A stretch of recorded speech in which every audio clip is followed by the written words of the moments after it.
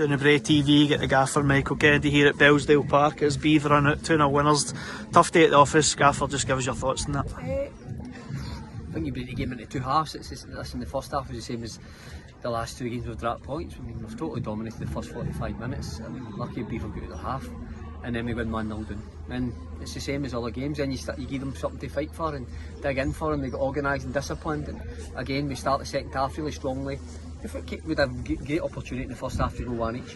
We started the second half really well, and you're standing outside the pitch, and I'm saying, bit of matter of time, we'll score soon. Before any creating at that point, and then Carlo, to be fair, smashes one for 35 years, which is an outstanding strike.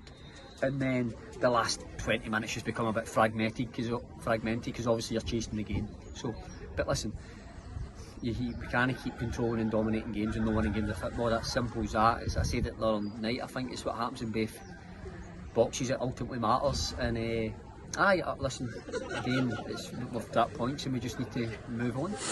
Yeah, it's lack that kind of cutting edge. It's been happening for a few games now. Teams sitting in two banks of fours. I think it's happened for like Glenafton, Hurford. Same again today. Teams are kind of sitting in frustrating us, and we're dominating games, but we're just not ultimately getting the ball in the back of the net. How much is it about just rolling the sleeves up and getting dug in?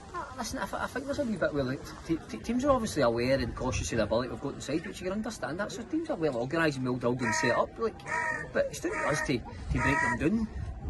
And the reality is we've not done that. But then if you give them something to fight for and hang on for, then ultimately it becomes more difficult. And that's what we've done. So we just need to get back into training Tuesday, Thursday, and reset ourselves and get back to work. First and foremost, just concentrating next Saturday against a home club Campus Lang, and then we just need to take it a week at a time until we move forward. Listen, since the Scottish Cup, really the exploits have beaten Aberdeen. The reality is the performances have just not been good enough. That's three really poor performances.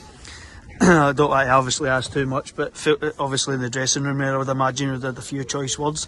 How do you try and pick them up again for next week? I think you have no option. Listen, we just need to dust ourselves down and move on. Listen, there was some choice words said. Listen, I think everybody knows me well enough to take a manager. I'm somebody who stands by my players and stands by their side all the time. I'm not going to come out here and criticise them or talk about what we said behind closed doors. I gave them my thoughts on things, but we just move on. We just need to get prepared and focused on the weeks that lie ahead. There's an easy games in this league. I'm fed up saying it, the quality within it. People just think because we've got a really strong squad, you're just going to win games every week. It's nonsense. And I think I said this a couple of months ago. People keep saying, Darvel are the best team in the league, and I reminded the boys on Wednesday night, the best team in the league are the team at the end of the season who's holding the trophy aloft. Can talk about attractive, expansive, possession-based football if you want, but the reality is if you're not winning games of football come the end of the season, then it doesn't really matter. So listen, there's a tough night's sleep ahead for me, then we'll get ready for Tuesday and back into training. Brilliant, thanks for speaking to us, Gaffer.